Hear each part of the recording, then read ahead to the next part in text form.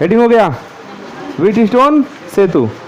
देखिए, व्हीटस्टोन वैज्ञानिक का नाम है, व्हीटस्टोन क्या है? वैज्ञानिक का नाम है। और उन्होंने एक सर्किट बनाया, एक परिपथ बनाया, एक विशेष प्रकार का क्या बनाया? परिपथ।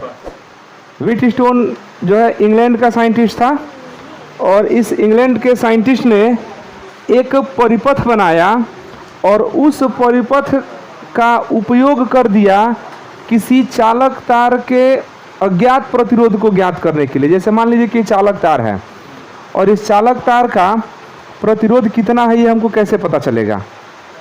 तो इस चालक तार का प्रतिरोध ज्ञात करने के लिए हम जिस उपकरण का प्रयोग करते हैं वो उपकरण किस सिद्धांत पर चलता है? व्हीटस्टोन सेतु के सिद्धांत पर। व्हीटस्टोन सेतु क्या है? तो व्हीटस्टोन नामक वैज्ञानिक ने 4 परिपथ लेकर के 4 प्रतिरोध लेकर के, कितना प्रतिरोध? 4 प्रतिरोधों को लेकर के एक स्पेशल परिपथ बनाया और उस परिपथ को कहते हैं व्हीटस्टोन सेतु। तो कई वो समझेंगे व्हीटस्टोन सेतु मतलब गेहूं पत्थर का पुल, नहीं। व्हीट माने गेहूं, स्टोन माने पत्थर, आ ब्रिज माने पुल। गेहूं पिसवाएंगे, ओकरा आटा सानेंगे और आटा सानने के बाद उसको लेई लगा करके पत्थर को चिपका चिपका के क्या बनाएंगे? पुल बनाएंगे। तो उसको बोलेंगे व्हीटस्टोन ब्रिज। लेकिन ऐसी बात नहीं है, स्पेलिंग वो है, व्हीट मतलब गेहूं वाला स्पेलिंग भी है, स्टोन माने पत्थर वाला भी स्पेलिंग है, लेकिन आप व्हीटस्टोन मतलब गेहूं पत्थर का पुल नहीं समझेंगे। व्हीटस्टोन क्या है? वैज्ञानिक का नाम है। और इस एस का मतलब सभी लोग जानते हैं का होता है, तो व्हीटस्टोन का सेतु, इसी को बोलते हैं व्हीटस्टोन सेतु। व्हीटस्टोन सेतु क्या है? तो व्हीटस्टोन सेतु 4 प्रतिरोधों का बनाया गया एक ऐसा विशेष परिपथ है जिसकी सहायता से हम किसी अज्ञात चालक तार का प्रतिरोध ज्ञात करते हैं। मतलब कोई चालक तार है और उसका प्रतिरोध क्या है? अज्ञात है, वही हम लोग क्या करते हैं? ज्ञात करते हैं। और व्हीटस्टोन सेतु के सिद्धांत पर जिस उपकरण को बनाया गया उसका नाम है मीटर सेतु। इसका नाम क्या है? मीटर सेतु। मीटर सेतु क्या करता है? किसी भी चालक तार का प्रतिरोध ज्ञात करता है। तो मीटर सेतु ऐसे तो नहीं चलता होगा, कोई ना कोई सिद्धांत पर ही ना चलता होगा। तो वो सिद्धांत क्या है? व्हीटस्टोन सेतु। मतलब कि मीटर सेतु जिस सिद्धांत पर कार्य करता है वो कौन है? व्हीटस्टोन सेतु। अब इसने किया क्या था? व्हीटस्टोन ने 4 प्रतिरोध लिया और 4 प्रतिरोध को एक समांतर चतुर्भुज के भुजाओं के क्रम में जोड़ दिया। कितना लिया? 4 प्रतिरोध, और चारों प्रतिरोधों को समांतर चतुर्भुज के भुजाओं के क्रम में क्या कर दिया? जोड़ दिया।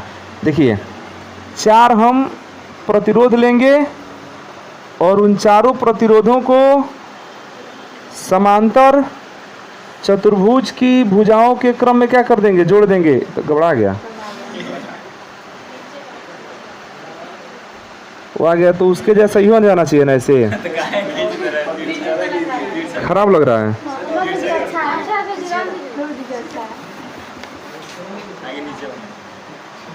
एक ऐसे बना दिया जाए, एक ऐसे बना दिया जाए, तो जैसे ये गया वैसे नहीं भी चाहिए। ये ठीक है, सब बढ़िया एकदम। तो ये 4 हमारे पास क्या है? प्रतिरोध है। दिख रहा है प्रतिरोध? नहीं दिख रहा है, अब दिखेगा। अंधे हो तुम लोग? देखो, दिख रहा है प्रतिरोध? मोतियाबिंद, हाँ?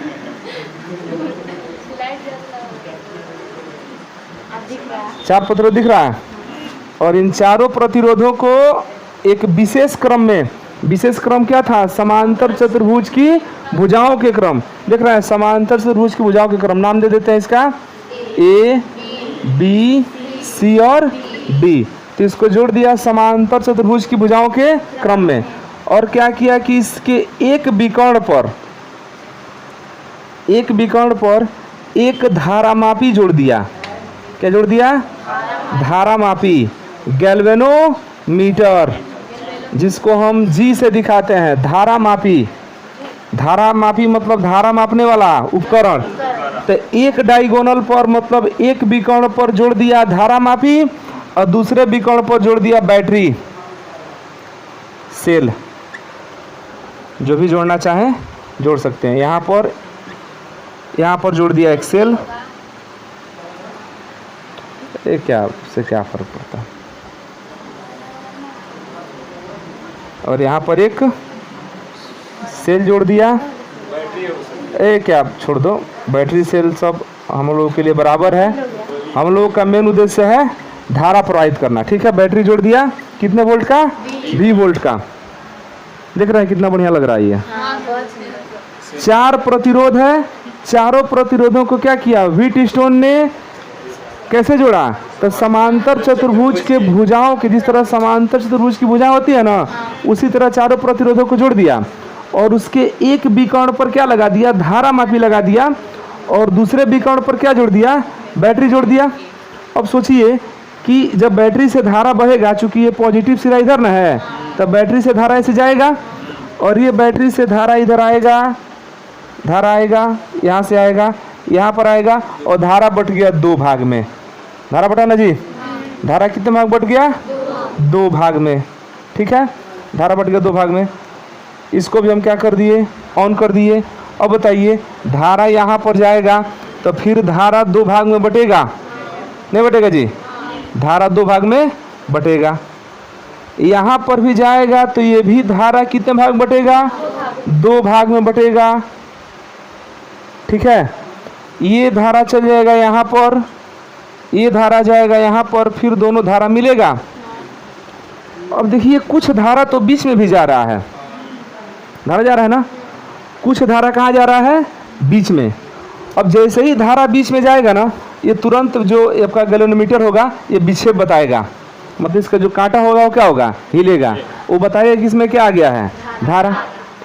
अब सबसे बड़ी दिक्कत ये होती है कि समझ में नहीं आता है कि धारा किधर से किधर जाएगा, ऊपर से फाइनली नीचे की तरफ होकर निकलेगा या नीचे से ऊपर की तरफ होकर निकलेगा, नहीं समझ में आ रहा जी। मान लीजिए कि ऐसे धारा गया तो दोनों से धारा आ रहा है, तो कौन जाके निकलेगा, मान लीजिए कि ऐसे होकर के ऐसे दोनों निकल जाएगा इधर से, या ऊपर से आकर के इसको भी खींच करके ले आके इधर से लेके निकलेगा, क्योंकि जितना धारा यहाँ से गया है उतना तो यहाँ से निकलना ही निकलना है। देखिए ना, बिना ऑन किए जला चालू कर दिए थे, ऑन हो गया। ठीक है, तो धारा यहाँ से जाएगा और ये ऐसे निकलेगा, फिर धारा ऐसे जाएगा, फिर संधि पर दोनों धाराएं बटेंगी। अब देखना यह है कि धारा किधर जाएगा, ऊपर से नीचे की तरफ कि नीचे से ऊपर की तरफ, बताइए किधर जाएगा धारा, अभी नहीं पता चल रहा है किधर जाएगा, लेकिन इतना श्योर है कि जिधर से विभव ज़्यादा होगा उधर वाला से निकल जाएगा। ऊपर से विभव ज़्यादा हुआ तो नीचे से निकलेगा, नीचे से विभव ज़्यादा हुआ ऊपर से निकलेगा। सोचो कि विभव दोनों बराबर हो जाए, सोचो कि दोनों विभव क्या हो जाए, तब धारा किधर से नहीं जाएगा। इसका मतलब कि इसमें धारा आएगा ही नहीं, जितना विभव यहाँ पर उतना ही विभव नीचे, दोनों का विभव बराबर। जब दोनों का विभव बराबर तो आवेश का स्थानांतरण होगा ही नहीं, क्योंकि आप जानते हैं कि आवेश का स्थानांतरण कहाँ होता है, उच्च विभव से निम्न विभव की ओर, जबकि दोनों विभव क्या है, बराबर है, तो इसमें धारा आएगा ही नहीं। तो जब धारा नहीं आएगा तो ये इधर जो तीर हम दिखा रहे हैं, ये इधर धारा आएगा ही नहीं, ये धारा नहीं आएगा। तो ये जो धारा है ये सीधे चल जाएगा इसमें, और ये जो धारा है सीधे चल जाएगा इसमें, और फिर धारा मिल के आ जाएंगे सेल में, चाहे आपके बैटरी में। समझ आ रहा है। लेकिन ये कब इसमें धारा नहीं आएगा, जब विभव बराबर होगा। लेकिन हमारे पास 2 बैटरी तो है नहीं, बैटरी तो एक ही ना लगाए हैं। तो अब यहाँ ध्यान दीजिए कि ये विभव, देखिए कंडीशन हो गया, ये अभी स्पेशल कंडीशन हो गया कि इसमें जब बिंदु B और बिंदु D पर विभव बराबर होगा तो इसमें धारा नहीं आएगा। तो जब धारा नहीं आएगा तो इसको हम कहेंगे कि ये जो व्हीटस्टोन सेतु है ना, ये कौन सा अवस्था में है, ये है संतुलित व्हीटस्टोन सेतु, संतुलित व्हीटस्टोन सेतु। ये पूरी तरह से क्या हो गया है, संतुलित हो गया है, माने एकदम बैलेंस है। जितना धारा इधर से जा रहा है उतना धारा यहाँ से निकल रहा है, जितना धारा यहाँ से जा रहा है उतना यहाँ से निकल रहा है। दोनों में से किधर से भी धारा का प्रवाह नहीं हो रहा है। क्या ये ये विक्षेप बताएगा? नहीं बताएगा। तो जब ये विक्षेप नहीं बताएगा तो इसको हम बोलेंगे संतुलित व्हीटस्टोन सेतु। अगर ये विक्षेप बता रहा है तो केवल क्या है? व्हीटस्टोन सेतु। आज जब ये विक्षेप बताना बंद कर देगा, माने धारा इसमें नहीं जा रहा है, तो इसको रखिए चाहे नहीं रखिए, क्या फ़र्क पड़ने वाला है? कोई फ़र्क पड़ने वाला है? जब इसमें धारा जा ही नहीं रहा तो कोई फ़र्क नहीं पड़ेगा। लेकिन इसी को व्हीटस्टोन ने स्पेशल कर दिया। व्हीटस्टोन ने कहा कि यदि हम 4 प्रतिरोधों को, ध्यान देना, 4 प्रतिरोधों को समांतर चतुर्भुज के भुजाओं के अनुदिश जोड़ें, भुजाओं के अनुदिश जोड़ दें, और इसके एक विकर्ण पर धारा मापी जोड़ दें और दूसरे विकर्ण पर बैटरी जोड़ दें, और जब बैटरी से हम इसमें धारा प्रवाहित करें, उसके बावजूद भी अगर इस धारा मापी में कोई विक्षेप नहीं आए तो जो आपका व्हीटस्टोन सेतु है वो कैसा होगा? संतुलित होगा। और जिस स्थिति में, माने जब ये संतुलित हो जाएगा, तो उस कंडीशन में उन्होंने देखा कि 2 संलग्न समझते हैं, आसन्न समझते हैं, आसन्न माने इससे जो जुड़ा हुआ है ये दोनों आपस में जुड़े हुए हैं ना, ये आसन्न हो जाएंगे। ये दोनों आपस में जुड़ा हुआ है, ये दोनों आपस में आसन्न हो गए। ये दोनों जुड़ा हुआ है। आसन्न का मतलब होता है कि जब 2 भुजाएं एक साथ जुड़ी हो ना, तो इन दोनों को आसन्न भुजाएं कहते हैं। आसन्न भुजाएं, आसन्न भुजाएं, चतुर्भुज है। आसन्न भुजा जानते हैं? यह इसके साथ यह हो सकता है, नहीं तो इसके साथ इधर ला हो सकता है। अब इसके साथ ऊपर ला आसन्न थोड़ी होगा, दोनों अलग अलग हैं। तो यहाँ पर आसन्न भुजाएं कौन है? AB के आसन्न BC हो सकता है, नहीं तो AB का आसन्न AD हो सकता है। DC का आसन्न या तो AD होगा, नहीं तो BC होगा, यही ना होगा। तो व्हीटस्टोन सेतु ने क्या कहा कि जब ये आपका व्हीटस्टोन सेतु संतुलित होगा, तो संतुलित होने की स्थिति में आसन्न प्रतिरोधों का जो अनुपात है वो दूसरे जो आसन्न प्रतिरोध है उनके अनुपात के क्या होगा? बराबर। मतलब कि अगर इसको हम P मान लें, इसको Q मान लें, इसको R मान लें और इसको S मान लें, तो इनके अनुसार ये दोनों आसन्न ले लेते हैं, तो P/Q इक्वल टू, अब ये दोनों आसन्न ले लिए ना, तब आसन्न यह ना बचा दोनों, तो R/S। तो ये कब होगा?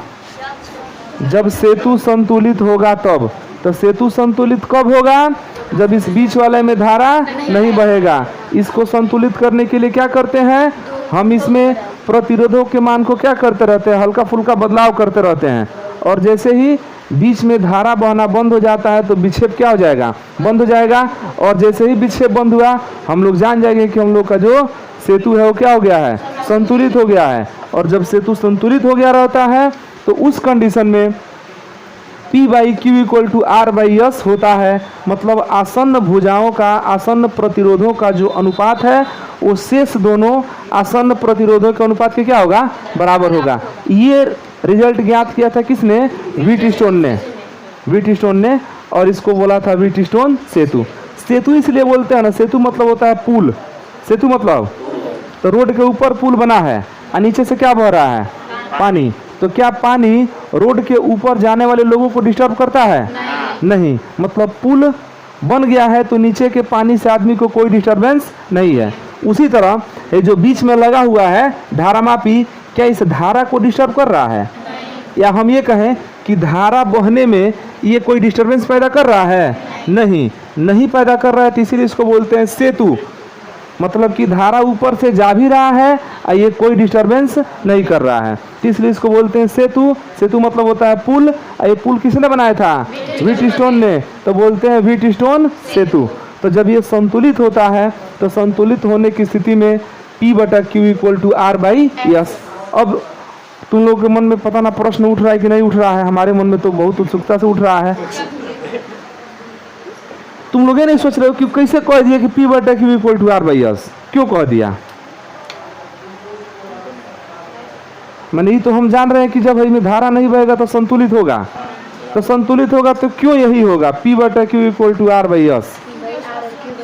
संतुलन है तो बराबर। हम कह दे तो P/S इक्वल टू R/Q, तब नहीं होता।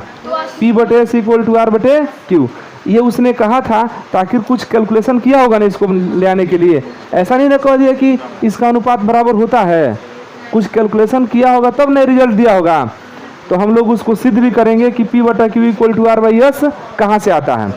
बस आपको इतना याद रखना है कि व्हीटस्टोन ने क्या किया, व्हीटस्टोन ने 4 प्रतिरोधों को लेकर के उस प्रतिरोधों को समांतर चतुर्भुज की भुजाओं के क्रम में क्या कर दिया, जोड़ दिया, और उसमें एक विकर्ण पर क्या लगा दिया, धारा मापी, और दूसरे विकर्ण पर लगा दिया बैटरी। ठीक है, जब बैटरी से धारा प्रवाहित करते हैं तो धारा यहाँ तक पहुँचेगा, धारा यहाँ से 2 भाग में बढ़ता है, और ये फिर यहाँ से धारा इसमें आता है, फिर नीचे से धारा इसमें जाता है, मतलब कि गैलोमीटर में धारा जाता है।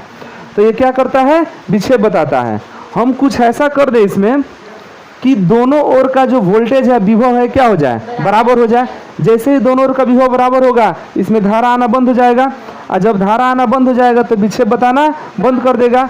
और जब ये विक्षेप बताना बंद कर दिया तो ये रहे चाहे नहीं रहे कोई फर्क नहीं पड़ेगा, मतलब जितना धारा यहाँ से जा रहा है वो इधर चल जाएगा, यहाँ से जो धारा जा रहा है वो इधर चल जाएगा, और इस कंडीशन में इसके होने से नहीं होने से कोई फर्क नहीं पड़ेगा। तो जब इसमें धारा आना बंद हो जाएगा तब हम कहेंगे कि आपका जो सेतु है, व्हीटस्टोन सेतु, वो कैसा है, संतुलित है। और जब व्हीटस्टोन सेतु संतुलित होता है तो इनके जो संलग्न या कहें कि आसन्न प्रतिरोधों का जो अनुपात होता है वो अनुपात क्या होता है, बराबर होता है। मतलब P का संलग्न कौन है, Q, तो P बटा Q, तो पहले P लिए हैं ना, P के बाद से क्या लिए हैं, Q, तो P बटा Q इक्वल टू क्या हो जाएगा, R बटे S। कोई कहे कि नहीं हम P और R को लेंगे, कोई बात नहीं, ले लो, P बटे R इक्वल टू Q बटा S, कोई दिक्कत नहीं है, Q बटा S। ये दोनों रिजल्ट एक ही है, कैसे चेक कर लो ना, तिर्यक गुणा करके, PS बराबर QR, PS बराबर, कहाँ अंतर पड़ा, दोनों रिजल्ट क्या है, एक ही है। मतलब कि दो जो संलग्न प्रतिरोध या आसन्न प्रतिरोध कर रहे हैं, इनका अनुपात क्या होता है, बराबर होता है। समझ में आया?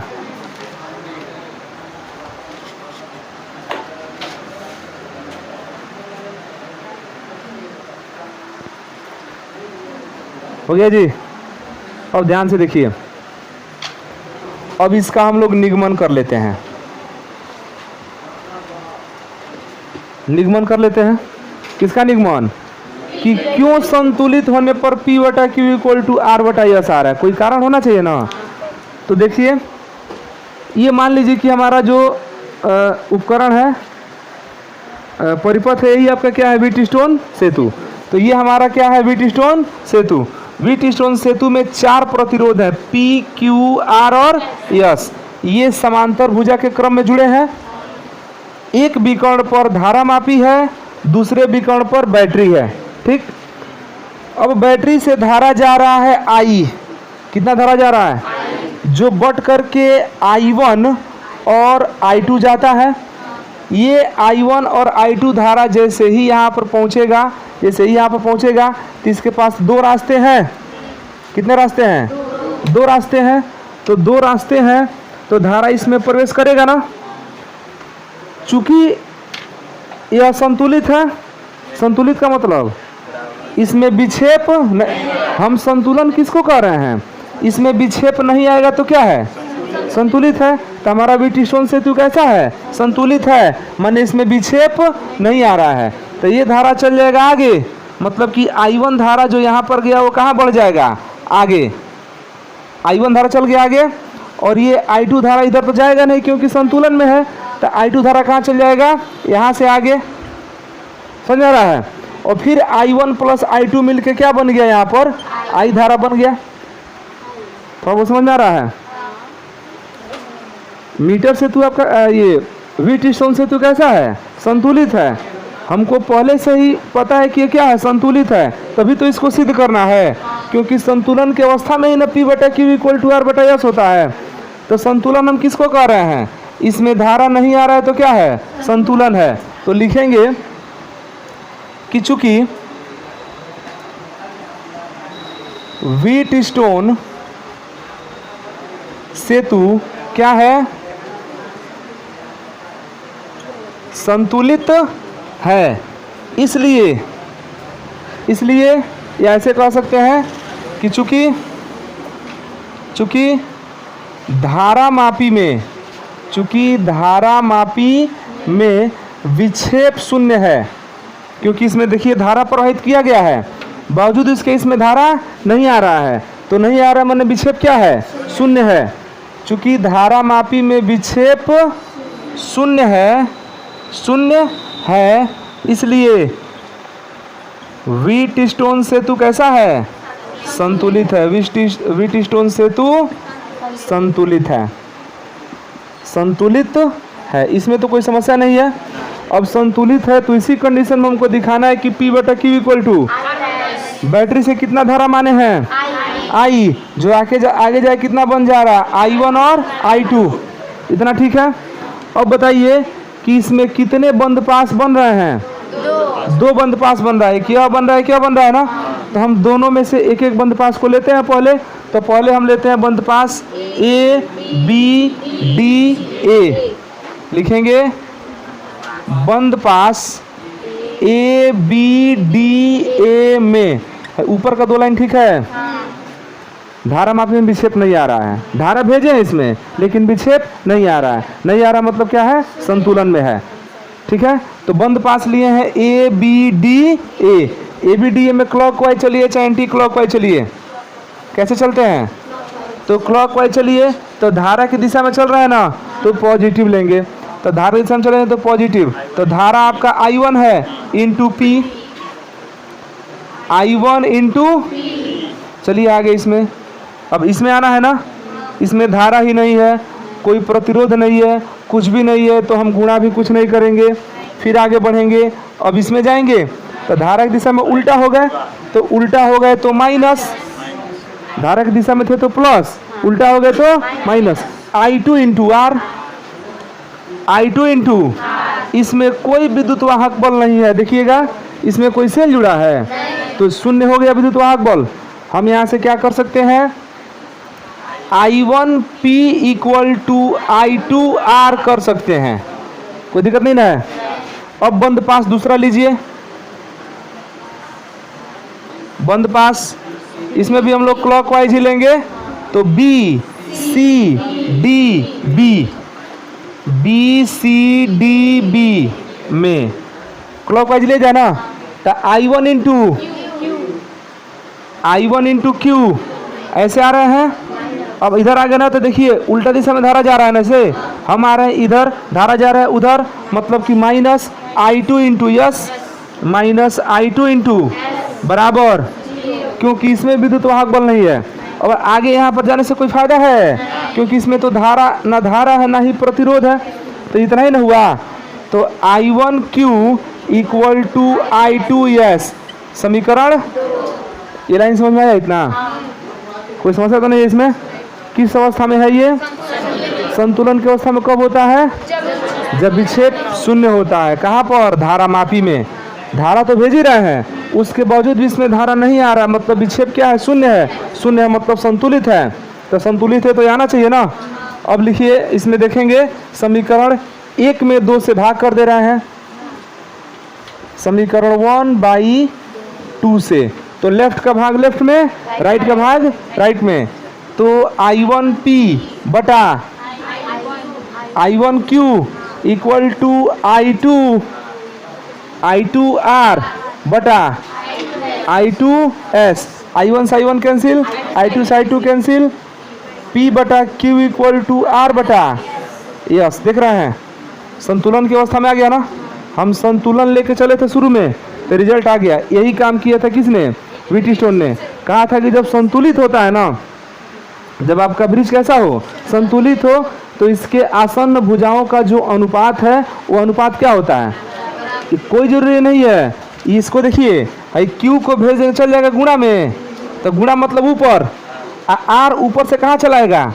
इसको P बटे R इक्वल टू Q बटा यस भी कह सकते हैं। समझ आ रहा है? P बटा R इक्वल टू S बटा Q बटा यस। इसको देखिए, इसको R बटा S इक्वल टू P बटा Q, इसको लिख सकते हैं S/Q इक्वल टू R/P। सब यहीं से मिल जाएगा, प्लॉट देंगे दोनों को तो दो नया नया मिल जाएगा ना। तो बात वही है कि जब व्हीटस्टोन सेतु कैसा होता है, संतुलित होता है, तो इसके संलग्न भुजाओं का जो अनुपात होता है, माने संलग्न प्रतिरोधों का जो अनुपात होता है वो क्या होता है, शेष दो प्रतिरोधों के अनुपात के बराबर होता है। इसी में कोई तीन हमको पता रहेगा, चौथा क्या कर लेंगे, ज्ञात करेंगे। समझाएगा?